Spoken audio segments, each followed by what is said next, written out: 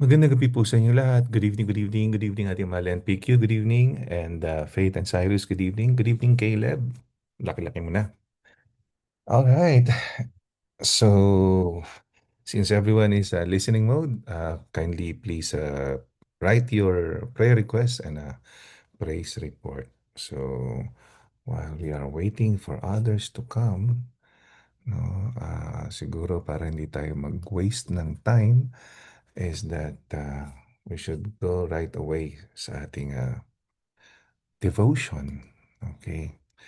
Magandang gabi po, sabi ng mga Mineses. Alright. So, okay, dokes. Alright. Welcome, welcome. Ngayon po ay August 19, 2026. Welcome sa Upper Zoom. The Upper Zoom Prayer Gathering tuwing alas 8 ng gabi, Wednesday ng gabi. So, ito yung prayer warriors natin, ano? Or tsaka devotional leaders. And for the month of August at saka September. Tapos invite natin yung iba to join sa October, November, and December.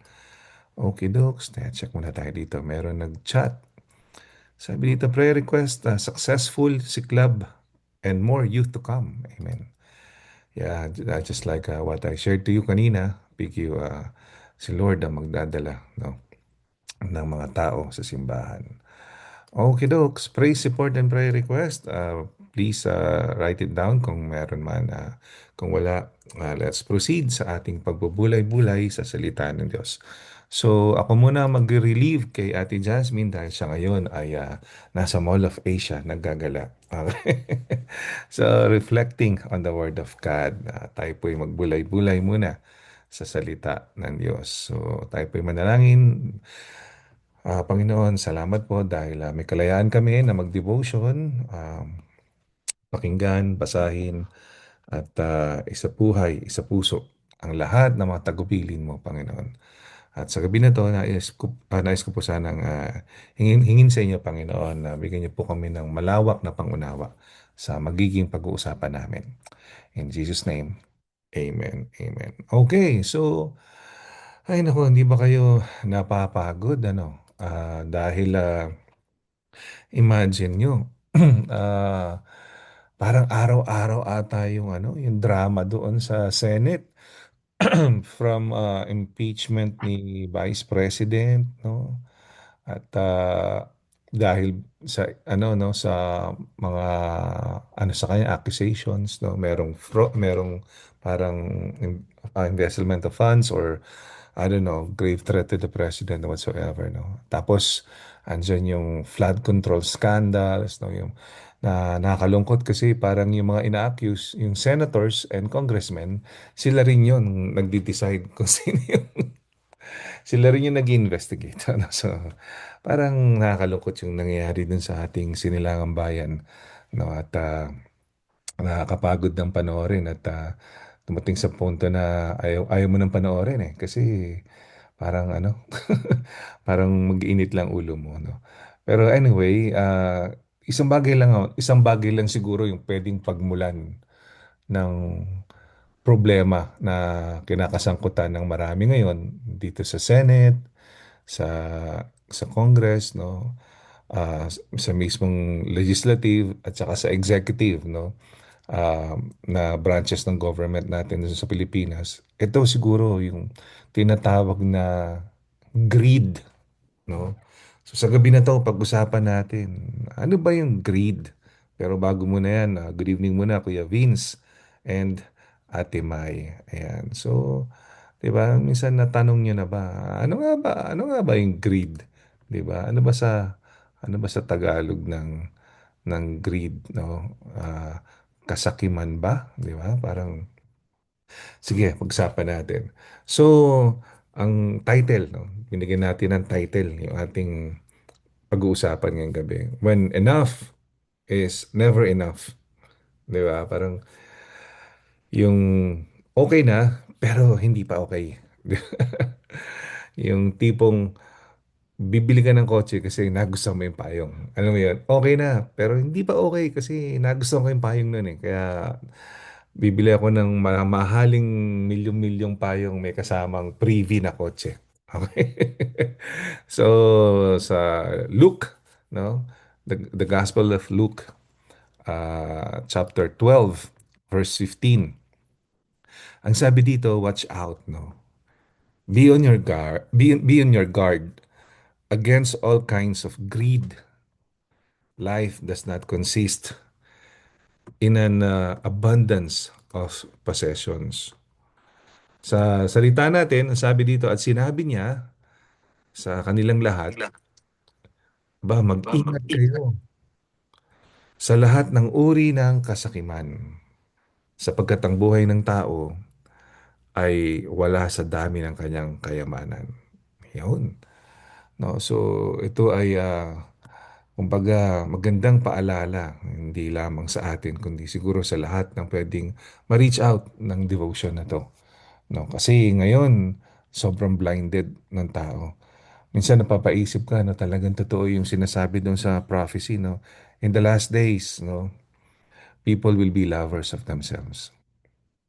So, bago tayo sa questions for discussions natin, pag-usapan muna natin, no, ang greed when enough is not enough. 'Di ba? So, patungkol nga ba to? So, bago tayo magsimula, ah, ano muna tayo, mag-good evening muna tayo kay Ate Daisy, good evening sa inyo, and Ate Janet. Okay, so pag-usapan natin, no, when enough is not enough. Diba? Sabi nga, watch out, no? Be on your guard against all kinds of greed. Kasi naman ang buhay, it does not consist in an abundance of possessions. Sabi sa Luke 12:15. So, na-realize ko lang yung pagiging sakim or ganid, yung greed is kumaga it is not simply na gusto mo lang ng pera eh. No? Greed is wanting more than God has given us. Yung gusto mo sobra pa sa nabigay sa'yo.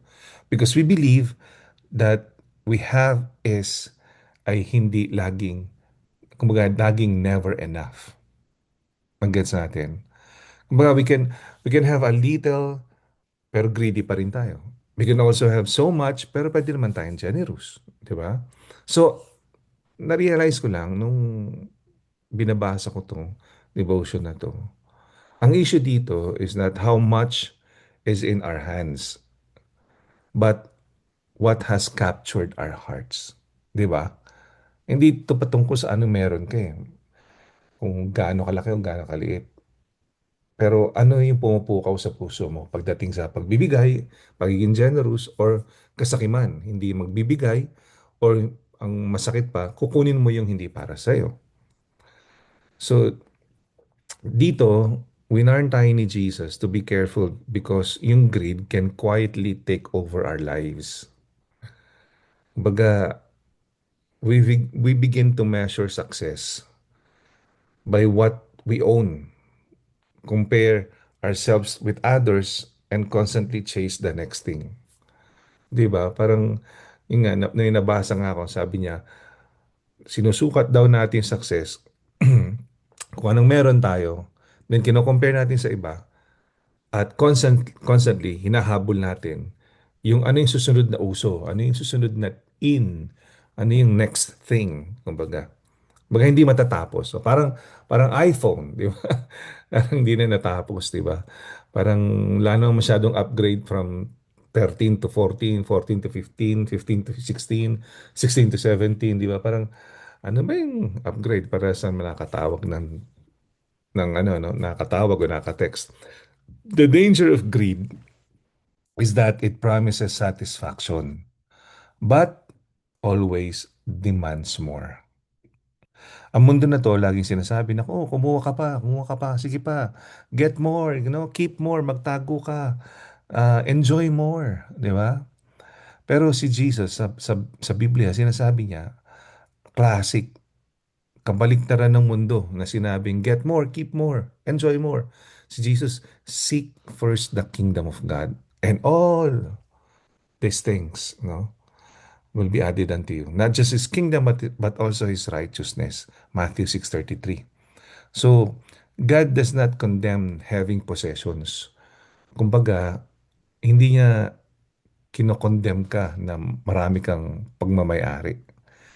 Ang winawarn niya tayo dito is when possessions begin to have us or to have control over us. Kaya ngayon, sa gabi na to, ang challenge siguro sa atin, instead of asking, what more can I get? Bakit din natin tanongin yung sarili natin, what can I give? Diba? Practice natin yung gratitude, matuto magpasalamat sa Panginoon sa lahat ng nare-receive natin. At halimbawa, for example, binigyan ka ng sasakyan, no? Ang Panginoon, pasalamat tayo. Nakakatawa, no? Mga tao, pag may binigyan sila ni Lord ng blessing sa sakyan, niadala na sa church, pinapabless nila. Di ba? O kayo na maging Raimundo, every 6 months, nabili ng kotse. Joke lang. Ang joke nga nila no Sunday, pagka daw napunta ng Toyota yung Raimundo, pag uwi may dalang bagong kotse. Pero kita mo yung grateful hearts nila, no? Na dinededicate back nila sa Lord, no? Kumbaga, that is, practice ng gratitude, no? Pastor, excuse lang po. Meron pong gustong Ay, sorry po. pumasok, hindi daw sila makapasok. Ay, okay, sorry Sorry po. po. Thank you po. Okay. Ayan, pasensya na po. Napasarap yung aking kwento. Ayan, asa na ako? Ayun, ayun. Ayun, yun nga, ang challenge natin ngayon, ngayong gabi, what more can I get, no? Instead of saying, what more can I get? Dapat, what can I give, di ba? Una, practice gratitude.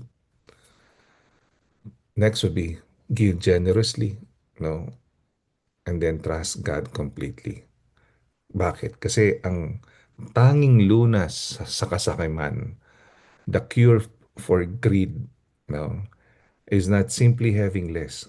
Kasi, naku ano na lang ako, less na lang, kumbaga parang, ano yun, under the radar lang. No, no, no. It is learning to be content with God and maging generous with what He has entrusted to us. No, sa atin, sa pangkalahatan bilang isang simbahan, the Lord entrusted us a beautiful church, no? From the physical church to the spiritual church, di ba? We should take good care of it. We should be uh, grateful to God, forever grateful to Him for blessing us a church. And we should be giving generously to the church and to the other church activities and projects na spearheaded ng Panginoon. Ganun din sa personal na buhay natin, ano? Practice gratitude, give generously, no? Lalo na sa mga taong talaga naman yung legit na may kailangan, and trust God completely. So, ulitin ko lang kasi the cure for greed is not simply having less. It is learning to be content with God and generous with what He has entrusted to us.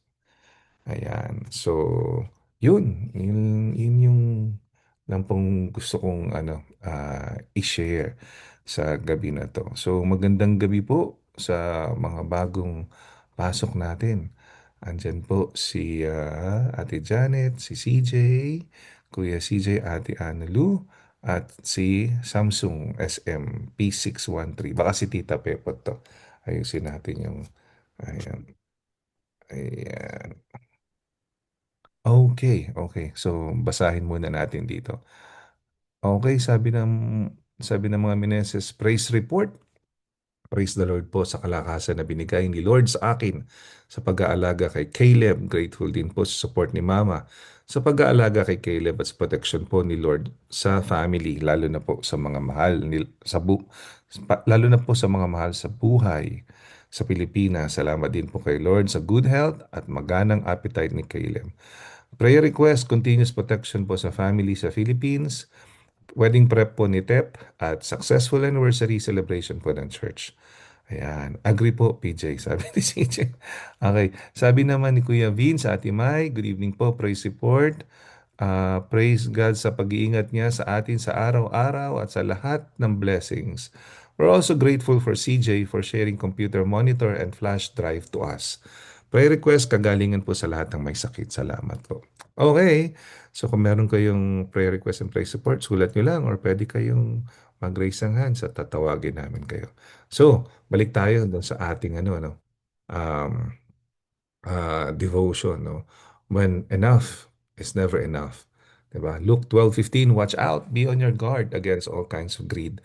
Life does not consist in an abundance of possessions. Salita natin at sinabi niya sa kanilang lahat, Nako, mag-iingat kayo sa lahat ng uri ng kasakiman, sapagkat ang buhay ng tao ay wala sa dami ng kanyang kayamanan.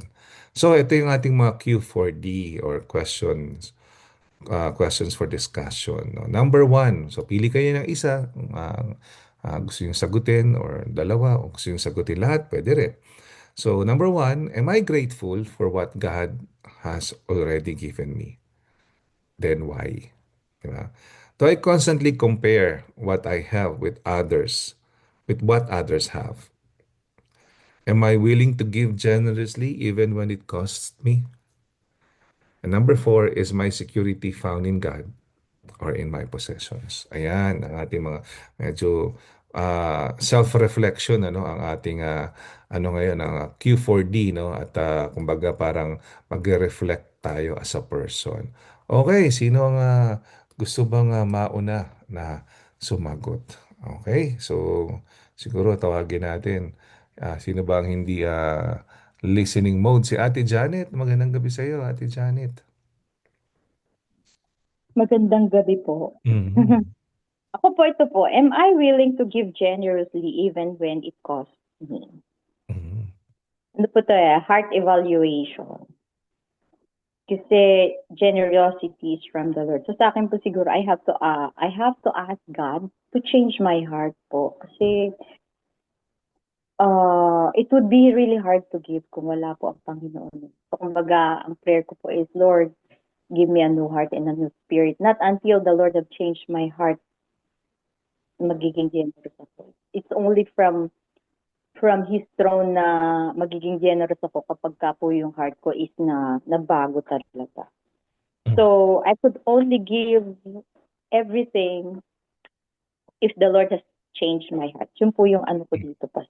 Anong area, Ate Janet, ng Siguro let's Ng heart. specify, no? Anong area ng generosity, no? Kasi pwedeng madaming area ng generosity, no? Halimbawa, generosity in terms of giving back to what God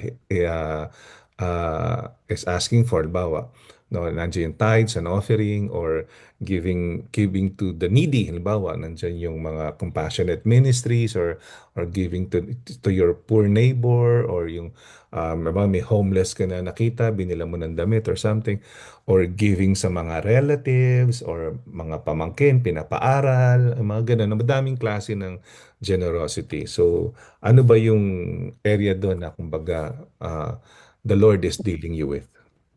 Siguro po yung time, Pastor. Time, okay. Kasi a portion of my time, if I have given this to someone, I have kumbaga, I have shared my life to that person. Mm. So, kumbaga, kailangan ko maging maayos yung paggamit ko ng oras, Pastor, for me to be able to discern kung ano ba yung mas importante na dapat ko talagang pagpukulan ng panahon. Kasi time is precious po. Kasi lately lang, Pastor, meron kaming kamag-anak na namatay. Yun nga yung pinsan ko, only 53 years old. And then the other one, 36 years old lang yung pamangkin ko. I just went home na to the Lord. So parang, God, I have to be generous, generous in spending this time. Kumbaga, dapat yung time talaga pong ini-spend talaga at magiging kapakipakinabang lang po yan kung magagamit for the Lord.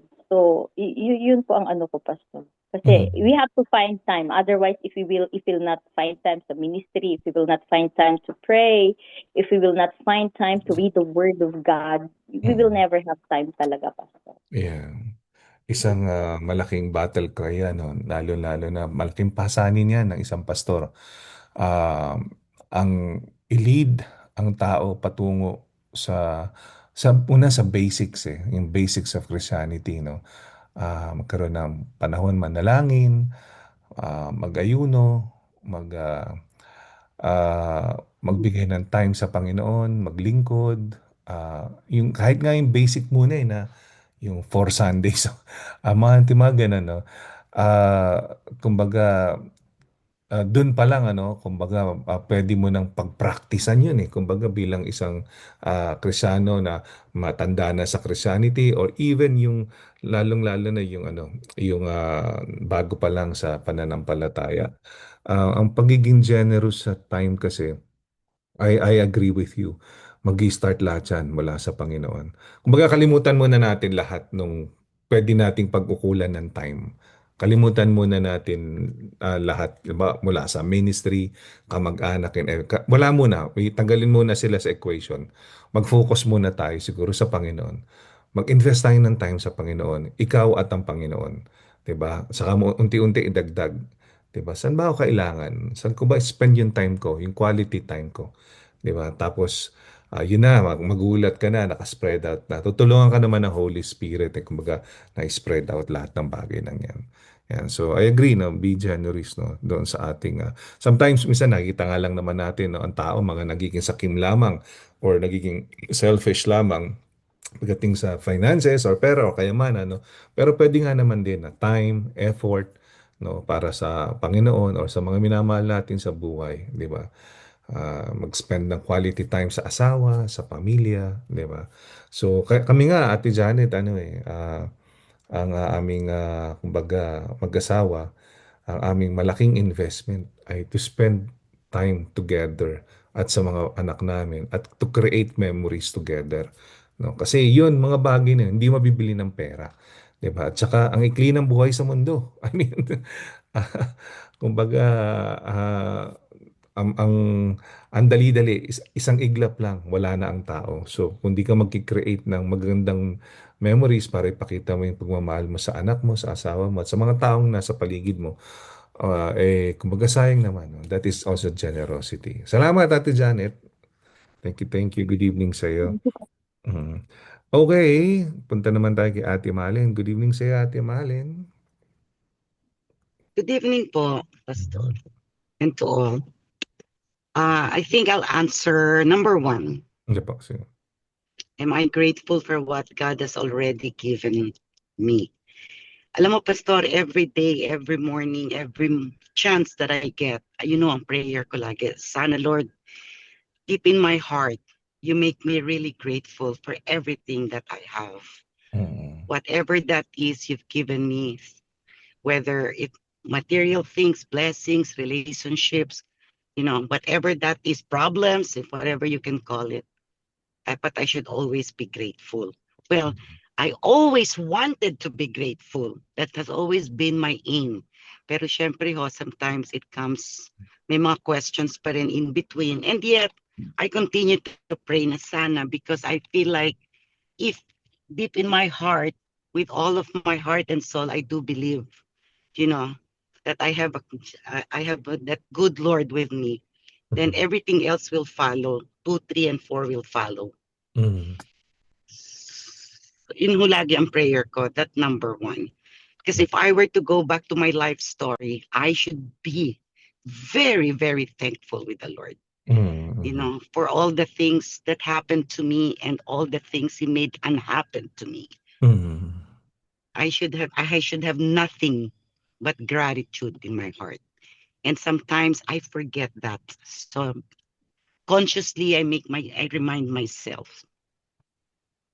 So that's always my prayer when I wake up in the morning before I go to bed, to be thankful and grateful. Kahit ano pa ho yun, whether good or bad. I know God has always a purpose for everything and anything when your faith is with Him. Amen. When you believe. Amen. Thank you po, Ate Malen. So yun ang Amen. sharing. Thank Yeah. you. Yun po.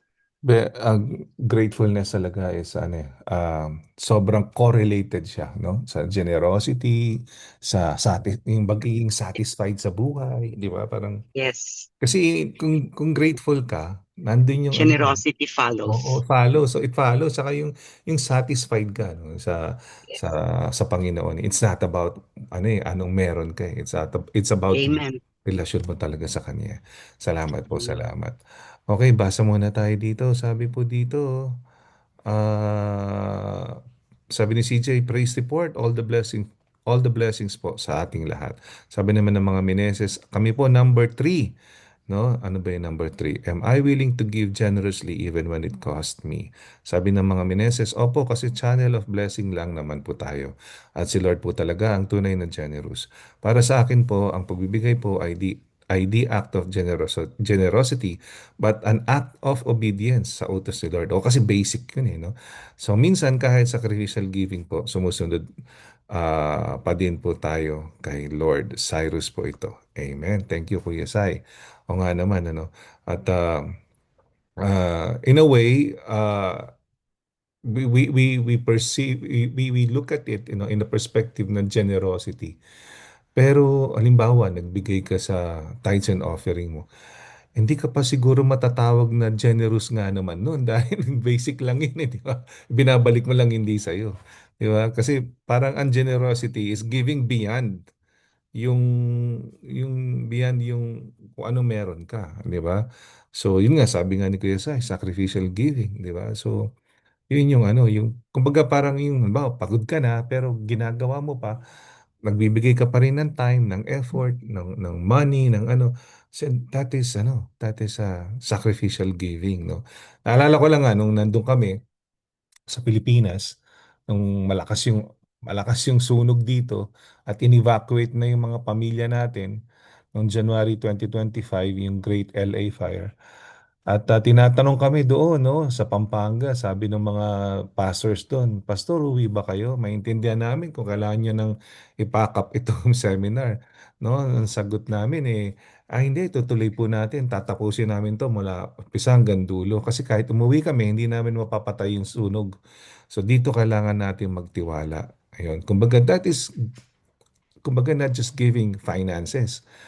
It's giving time, effort, no? It's sacrificial giving kasi malayo ka sa pamilya mo. Kahit pa paano mag-aalala ka talaga dahil nasusunog and everything. So, yeah, that is, dun matitest, no, yung pagiging Kristiyano natin.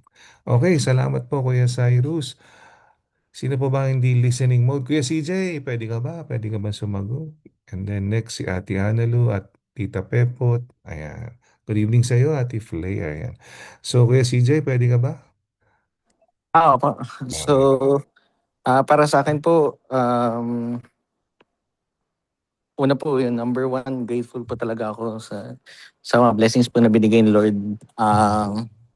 Talagang siguro wala po talaga akong masabi na Hindi mo inabot ata yung joke ko kanina eh. ay, hindi naabot ko po kaya Inabot mo nag-agree ba? po ako na Opo. Talagang masasabi ko po talagang tunay na blessing, mga blessings talaga na masasabi ko po talagang unexpected blessings. Talagang basta si Lord talaga ang ultimate provider natin. And also yung number 3 po na am I willing to give generously. Siguro ever since po na natutunan ko po na maging parang maging shareful na tao, na mapagbigay na tao na na-realize ko na yung mga blessings dumarating siya, hindi siya ah, yung mga bagay na binibigay mo siya na out of your own, hindi siya parang may hinihingi ka na kapalit, ganun. Masasabi ko po talaga na ang daming binigay ni Lord sa akin I mean sa family namin na mga bagay na hindi naman namin bigla lang din dumarating, ganun po na kasi nagbibigay tayo freely na wala tayong parang hinihinging kapalit.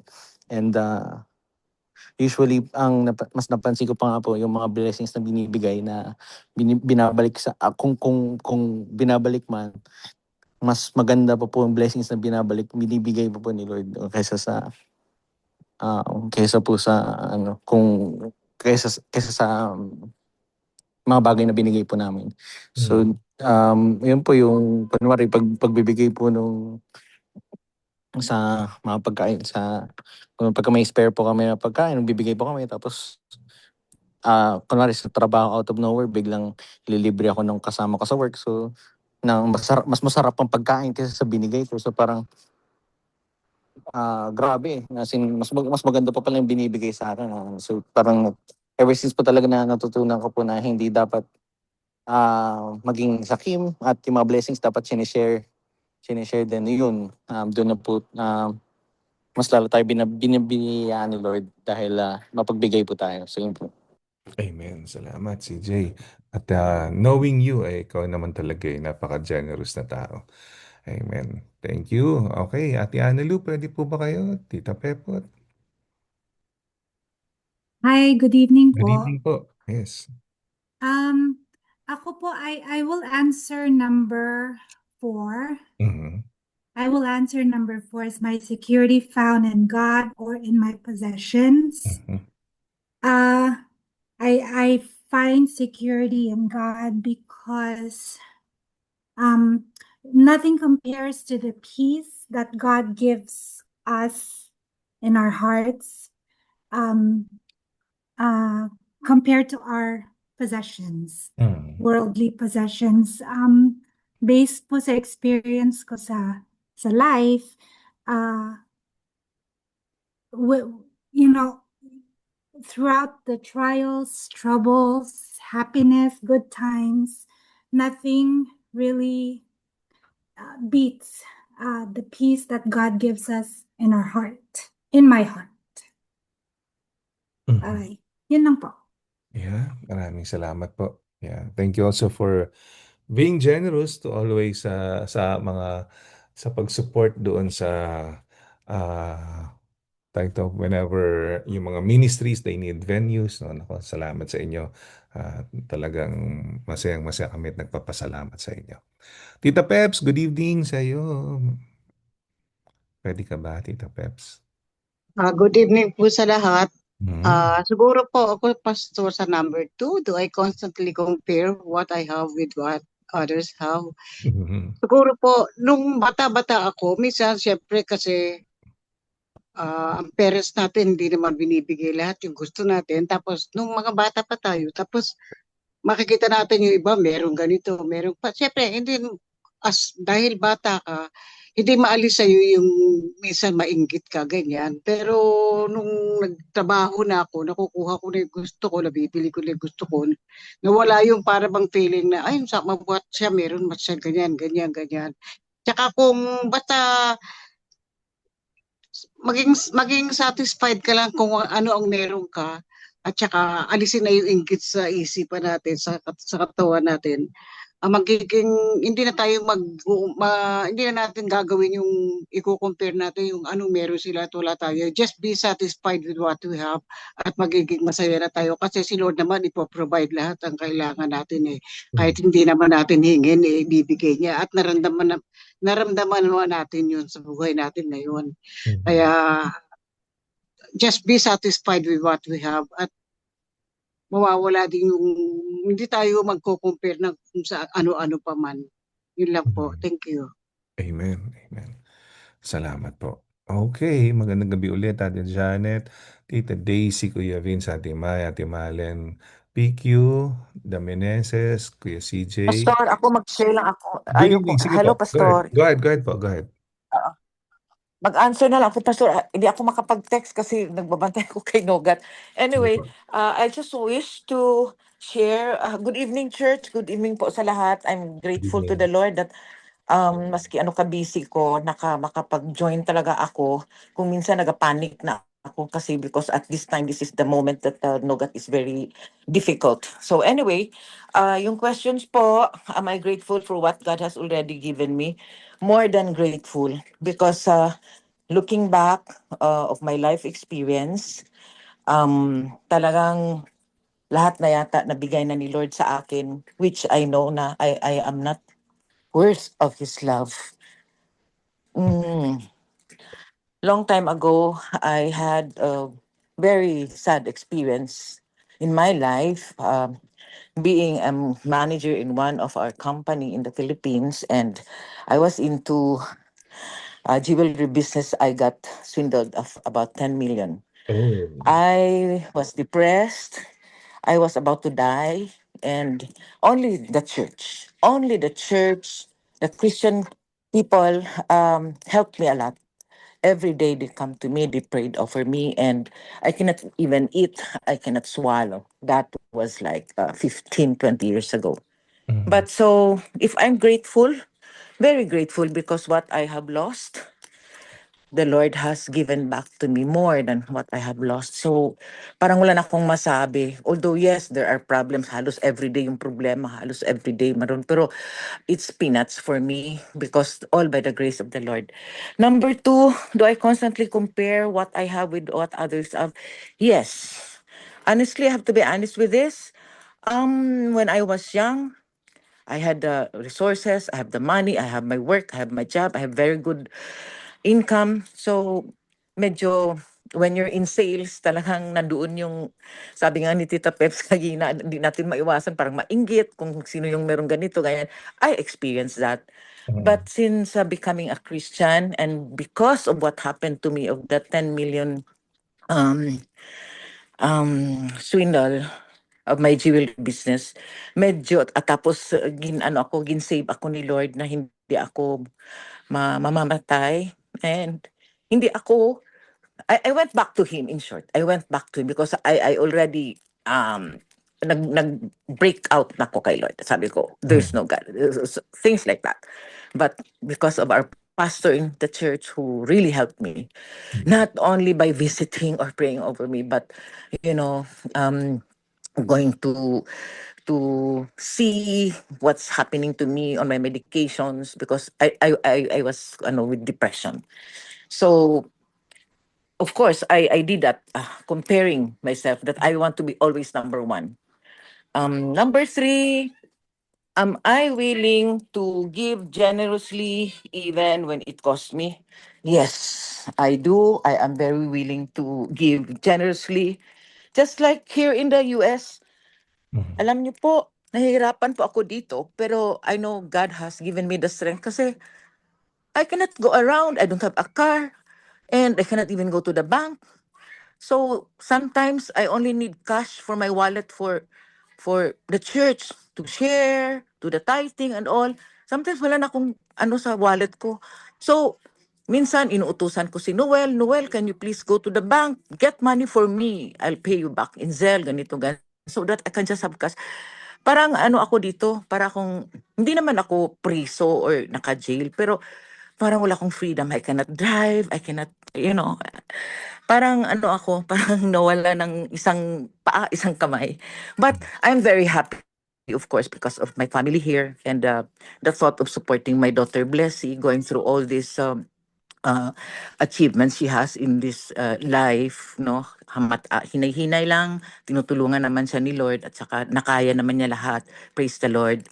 So, of course, I am very much willing to give anything, and not only in terms of money, even my time.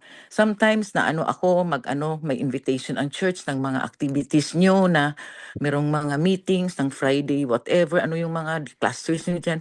Parang gustong-gusto, kasi ginagawa ko yan sa Pilipinas. I cannot do that because that's the sad part of my Christian life here.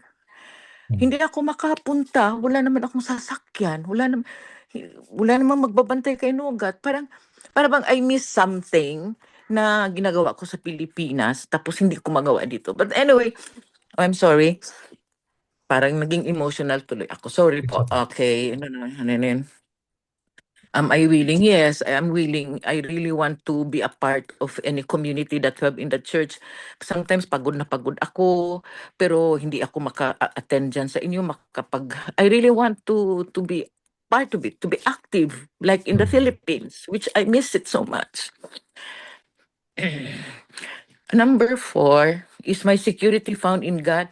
Yes, after what happened to me in my life, and the Lord has given back almost double, triple, not in terms of money, but in terms of my health. So, binalik niya yung nawala ko. I have good health. He has blessed me with peace of mind. Tsaka para sa akin ngayon, parang hindi na importante yung yung pera-pera. Parang gusto ko na yung mag full-time ako kay Lord. Sana makapag-participate ako. Yun talaga yung isang dream ko na makapag-participate ako dyan sa church, pero hindi ko talaga magawa. So sinabi ko naman yan kay Blessing, pero hindi man makaano si Blessing kasi nagtatrabaho. So parang may namimiss. Hala, I'm sorry po. Yun lang po. Good Yeah. evening. Well, Salamat. the Lord will grant the desires of your heart, tita. And He will give you, kumbaga, beautiful opportunities to serve Him, no? Yan. So, salamat, Tita Daisy. Okay lang yan. Kumbaga, if you need to cry, if you need to, kumbaga, blurt out yung ano yung Thank bigat you po. Sorry. okay lang po Sorry yun. ah. Yung bigat ng ating damdamin. Ito rin po yung isa sa purpose ng devotion natin, ng prayer gathering, is not just to pray for other people or mga circumstances and events and everything, but also for us to be, syempre, una, to bless the heart of God, and uh, also for our hearts to be healed, to be blessed, no? Tsaka syempre, uh, matuto rin sa salita niya. Yeah. Pastor, I just want to add on. Alam mo, Mm. Pastor, itong Wednesday na devotional, that's why I really look forward to it, even maski ko ka-busy. Because I love the topics for discussion. Sometimes I miss that also because I want to answer, but I cannot answer, I cannot chat. I'm learning a lot from those discussions and the ones that being shared by everybody. I learned a lot, and masyado akong listener ako, gusto ko matuto, gusto ko ma-deep yung ko ba na, it comforts me, it Mm. comforts me na, ganito palang gagawin, ganito pala. So I learn a lot. That's why itong mga questions for discussions, I really appreciate that we have that. Thank you po. Yeah. Ako rin po, ako po mismo, kami ni Sister Minnie dito, habang nakikinig sobrang Oo. madami kami natututunan sa lahat. Mm-mm. At Mm-mm. sa nakikilala rin namin yung mga kasama natin sa simbahan sa pamamagitan ng ganito mga discussions. Ayan, salamat. Thank you po. Thank you. Thank you po. Okay, magandang gabi po. Okay, Sister Flair, ikaw ba ay pwede? Naka-listening mode ba? Or Okay go po, ahead. Pastor. I can share. Okay. Pick ko po yung number 3. Am I willing to give generously even when it costs me? Hmm. I can say that I have already, sabi nga ng Lord, this is the only aspect that you can test the Lord. Kasi sabi niya, test on me, on giving. No? And I've realized na kapag generous tayo sa Lord, grabe din yung blessing niya. So, Hmm.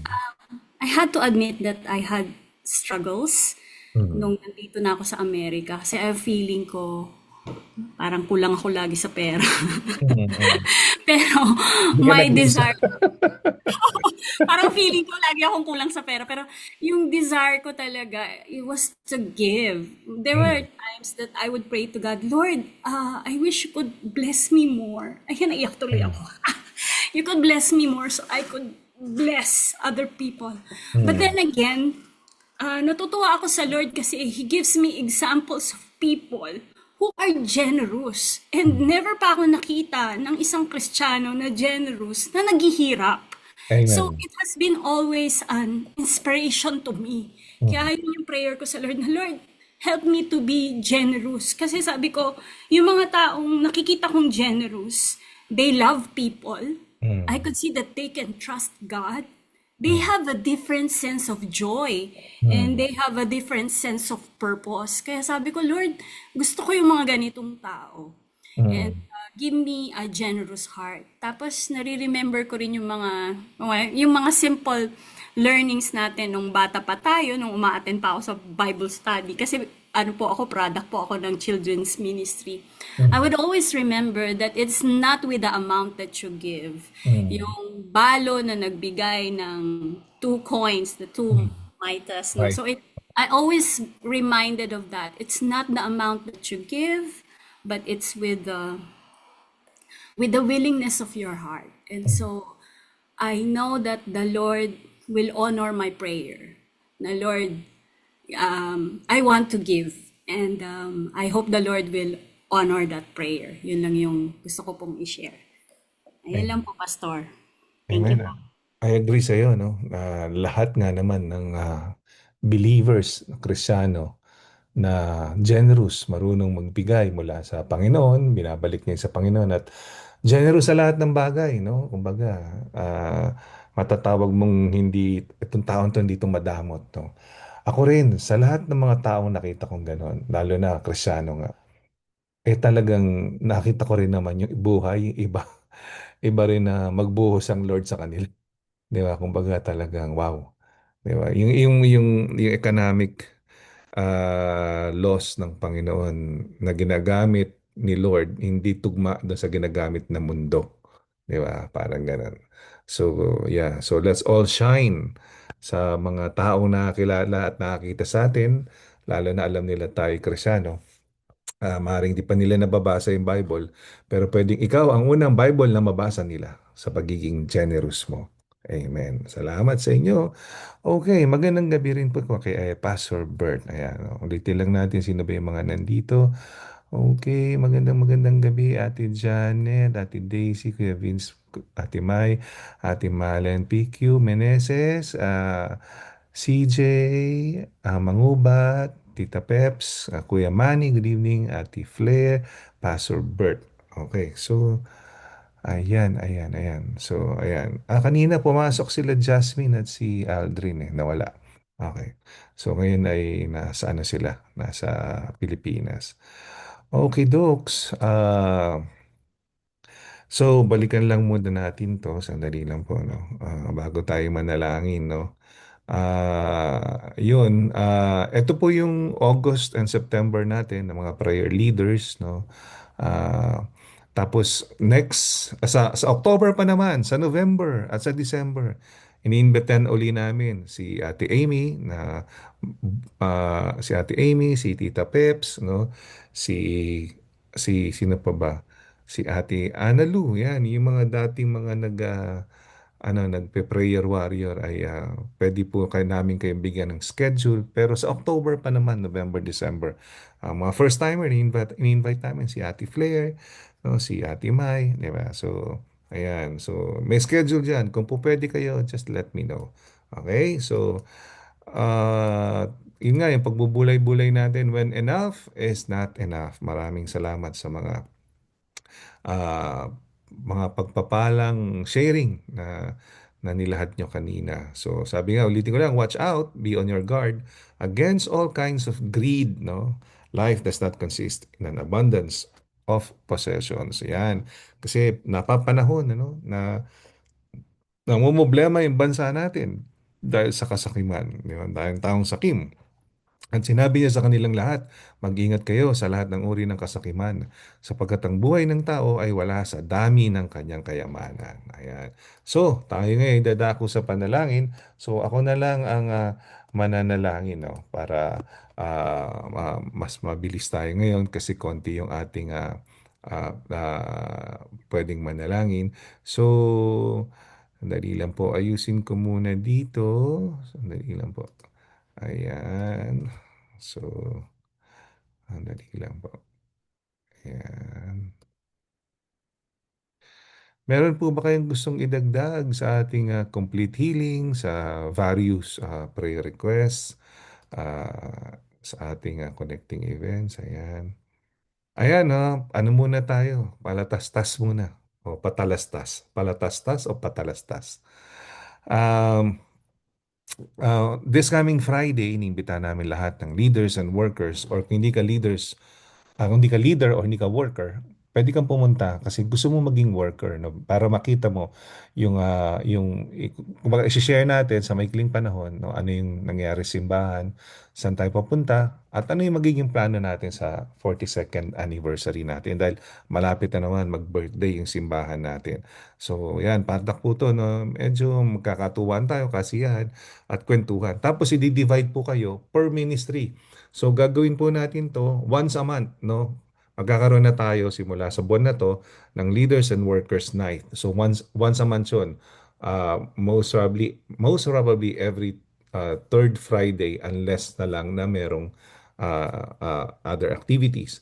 So once a month, every third Friday, magkakaroon po kayo ng pagkakataon na makasama yung mga ministry partners nyo, yung mga kasama nyo sa ministry, no? So, pwede kayong mag-usap doon, pwede kayong mag-touch base, pwede kayong magplano or everything. So, bibigyan namin din kayo ng time. Okay? So, at higit sa lahat, pwede kayong magpanalanginan. Ayun. So, kasi yung ating backbone, kailangan nagpapanalanginan tayo. So, 'di ba bihira kayo magkita, mag-meeting eh, 'di ba?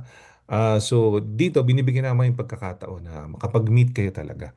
No, every once a month lang naman yan, isang beses sa isang buwan. So sama-sama lahat, leaders and workers. Yan. Para alam natin talaga no kung sino yung leaders and workers, no? Kasi para alam natin kung sino yung makakatanggap ng t-shirt sa November. Joke lang. So ayun, so simulan na natin no, ang ating panalangin. Ayan, pagkatapos nito, popcorn prayer. Ayan, sandali lang po. Ayan, ayan, ayan. Okay, sige po, tayo po ay manalangin. Hallelujah. Thank you, Jesus. Salamat, Panginoon.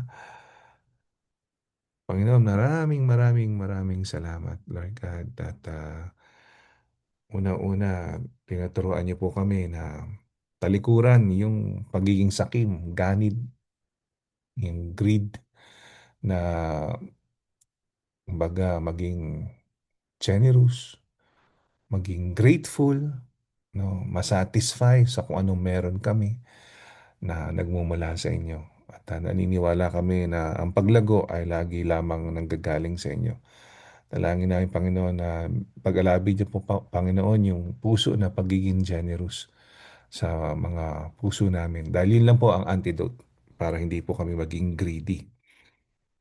Salamat din, Panginoon, sa mga pagkakataon na talaga namang sinasagip mo kami, pinapatawad mo kami.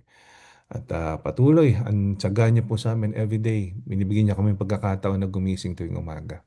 Diyan pa lang, grateful na kami dahil ibig sabihin ng bagong umaga para sa amin, bagong buhay.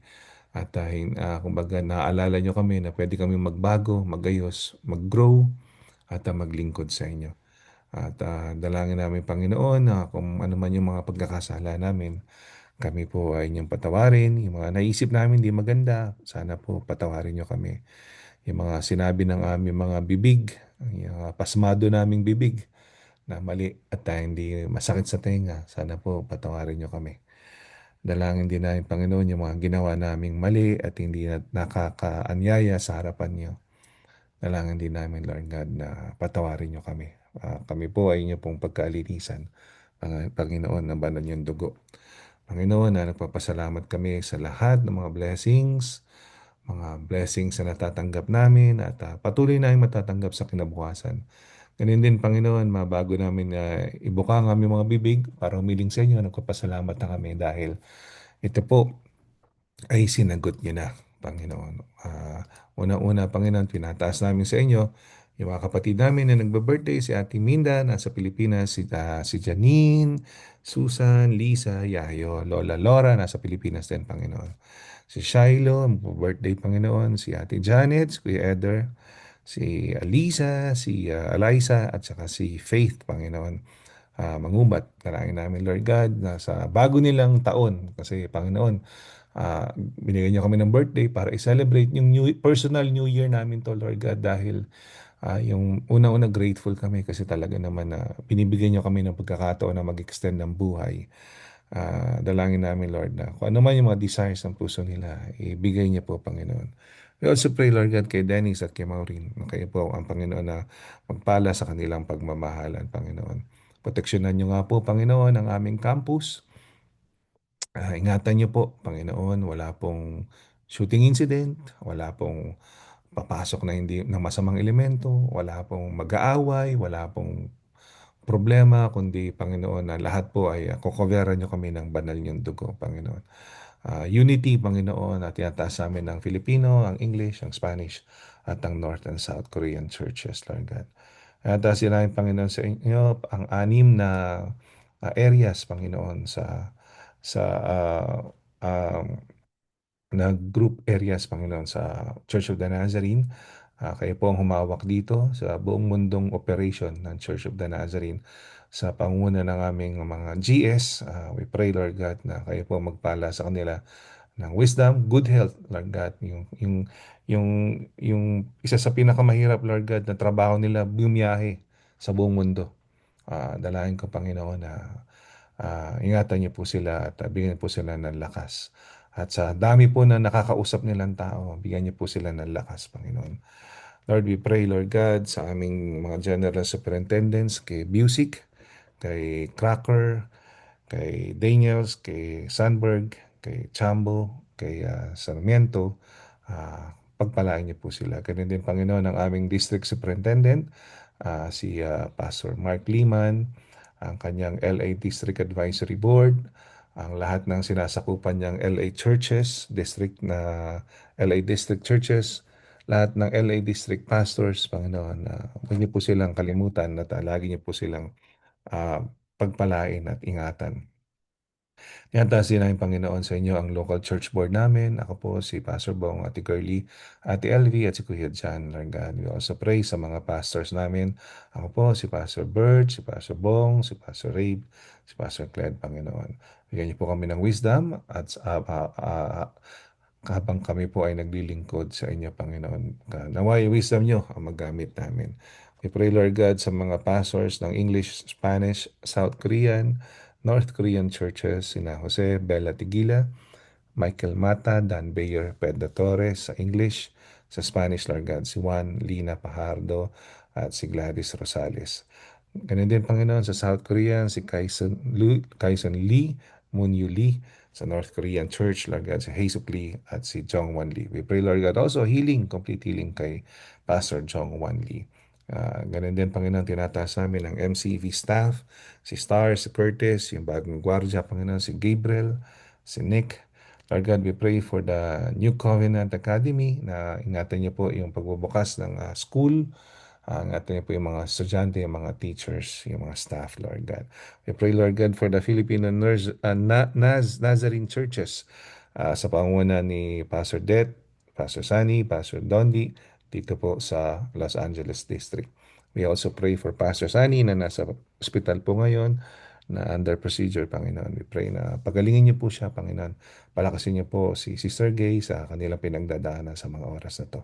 Tinataas namin sa inyo yung 165 world areas or countries, 30,747 churches, at 2,724 and 6 members, Panginoon, ng Church of the Nazarene. Na kayo po magpala at mag-ingat. Ganun din po, Panginoon, we pray for complete healing kay una-una kay Tony Passion, anak ni Tita Berna na meron diabetes at stroke. Ganun din po, Panginoon, kay Daddy Tony, may kidney problem, Lord God. Ganun kay Lola Fe, kidney and liver inflammation. Kay Tita Pepot, frozen right shoulder. Kay Hazel, yung kanyang throat surgery and speedy recovery. Kay Ate Susan, kay Patrick Noel na makalakad muli. Kay Tita Eva na mawala na yung lump, Panginoon. Kay Faith and Arthur, Lord God, na mawala yung chronic pain na nararamdaman nila. Also, we pray, Lord God, comfort and peace, Panginoon, kay Shirley sa pagpanaw ng kanyang asawa. Ganun din, Panginoon, comfort and peace kay Tita Amy, kay Alvin, sampu na kanilang mga pamilya, kay Tita Bing, sa pagpanaw, Panginoon, ng kanilang kapatid na si Sister Tess Dono, Lord God. We also pray, Lord God, various complete healing, Lord God, no? Kay Pastor Bong, Lord God, kay Ate Malen, kay Dandan, kay Nanay Suling, at gayon din kay Pastor Sani. Kaya tinataas namin sa inyo yung shooting sa Ateneo de Zamboanga na kayo po ang mag-settle nito, mag-ayos, pacify niyo yung mga puso, yung mga nawalan, iyakapin niyo, Panginoon. At naway, hindi na muli maulit yung ganitong hindi magandang insidente, Lord God. Balutin niyo po ng kapangyarihan niyo yung buong Zamboanga, buong Pilipinas na hindi po magaya, Panginoon, sa mga nangyari dito. Yung mga bata, Panginoon, mawala ng access, Panginoon, doon sa kanilang violent tendencies at sa mga baril, Panginoon. We pray, Lord God, yung nangyayaring impeachment, Panginoon, sa Vice President matapos na at naway kung ano man yung katotohanan, kayo po magpalabas, Panginoon. We pray, Lord God, sa flood control scandal, Panginoon, na panagutin nyo lahat ng mga tao, Panginoon, na na merong kasalanan dito, Panginoon, naway sila ay makulong at sila po, Panginoon, ay bigyan nyo ng justice yung mga Pilipino, Panginoon. We pray, Lord God, kay Sister Minnie, yung mga misbehaving students, Panginoon, na ngayon, nag-open na naman yung school, Lord God. We pray na kayo po ang magpala, Panginoon, kay Sister Minnie. I pray for Michelle, for her new working student journey, kalakasan sa kanyang workplace, at ganyan din, Panginoon, wisdom sa kanyang pagiging estudyante muli, Lord God. Kayo rin po, Panginoon, na mag-ayos, maganda, mag-prepare at mag-provide, Panginoon, sa wedding ni Tep Tep, Lord God. At kayo rin, Panginoon, mag-ibsan at mag-ayos ng flooding na nangyayari ngayon sa buong Pilipinas. We pray, Lord God, na lahat na naging biktima, Panginoon, ay mag-provide po kayo, Panginoon, ng solusyon. We pray, Lord God, sa earthquake doon sa Colombia, Lord God, na makabangon sila. Ganon din, Panginoon, sa Indonesia at sa lahat ng area, Panginoon, na apektado ng earthquake, Lord God. I pray, Lord, sa Hollywood housing managers, yung mga tenants, Panginoon. We pray na for good daily operations, na no untoward incidents, good health po sa lahat ng mga members namin, lahat ng mga nagda-drive, safety po sa kanila. Lalo na, Panginoon, yung mga naka-night shift duties, ingatan niyo po sila. We pray, Lord God, for PQ na makapasa po, Panginoon, ng kanyang bar exam, Panginoon. At kay CJ, kay Tyron, Panginoon, sa akin na makapasa po sa N400. And safe travel, ganyan din po, Panginoon, sa mga Anastasios, kay Ate Minda, kay Lola Flora, sa lahat, Panginoon, na nasa Pilipinas, Lord God. We also lift up to you yung mga susunod na mangyayari, Panginoon, yung si Club Bowling Night sa mangyayari, Panginoon, sa last Friday at this Friday, Lord God, yung workers meeting. Sa September 4, yung Alab Discipleship Night. September 11, yung Irog Podcast. September 12, Bosilac Ladies Coffee Fellowship sa Hollywood, Lord God. September 18, Leaders and Workers Night ulit sa buwan ng September. September 25, Prep Night for 42nd anniversary. September 27, yung mismong anniversary namin, Lord God. And October 2 to 4, District Men's Retreat. And November 27 to 29, Bosilac Ladies Retreat sa Big Bear, California. Lord God, tinataas namin sa inyo sa panalangin. Ganyan din yung mga mangyayari na major next year. Yung Spring Family Camp namin, yung 31st General Assembly, at saka hopefully, Lord God, if you are willing, yung third mission trip sa Bicol region, Panginoon. And then, Panginoon, tinataas namin yung Leaders and Workers Night sa Wiley Chapel, alas 7 ng gabi, this coming Friday, Lord God. Kayo po magbigay ng wisdom sa amin. Turuan niyo po kami magplano, turuan niyo po kami iset ng tama yung simbahan, Panginoon. Gusto po namin na ibigay yung best para sa inyo, Panginoon. Kumbaga lahat ng aming makakaya, Panginoon, para maglingkod sa inyo at marami pang kaluluwa ang madala, Panginoon, sa inyong paanan, sa inyong kalawalhatian, Panginoon. If there's any popcorn prayer, you may do so. Thank you.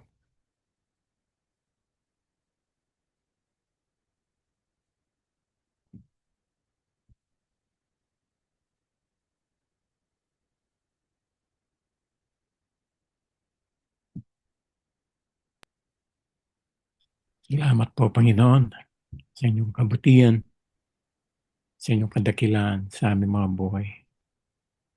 At salamat po, Panginoon, sa lahat ng aming naidalangin. Nawa, Panginoon, kayo ay nabigyan namin ng kaluwalhatian at kasiyahan, Panginoon. Sa aming pamamahinga, iyan mo ang pagpapala ay siya pa rin aming maranasan. The Lord bless you and keep you. The Lord make His face shine upon you and be gracious to you. The Lord turn His face towards you and give you peace. In the name of God the Father, God the Son, and God the Holy Spirit. Amen and amen. Amen. Salamat, Pastor Bert. So, buksan na natin ang ating mga bintana at tayo magpipicture-picture. Ayan. Okay, dogs. Okay, so bago tayo mag-picture, habang iniintay natin na buksan yung mga bintana, Huwag niyo po kalimutan, this coming Friday, tayo po yung magkikita-kita, workers meeting, leaders and workers meeting. I-divide po kayo sa bawat ministry niyo at pag-usapan niyo, no, anong kulang sa atin, no? Bawa sa ushering, no? Sino ba ang magpapaupo kapag nag-overflow, di ba? Kasi minsan may mga nakatayo sa gilid. Mga ganun, mga simpleng mga bagay, no? So, maganda malutas natin yan sa kahit isang beses sa isang buwan magmi-meeting. Okay. Unang-una, maraming salamat sa inyong paglilingkod, no, sa Panginoon. Game na ba kayo? Okay. At the count of three, CJ, tenga mo nakikita namin. Ayan. At the count of three. One, two, three, and smile. Ayan. Thank you po. God bless you. See you on Friday. Ay. Bye-bye. Good night. Good night.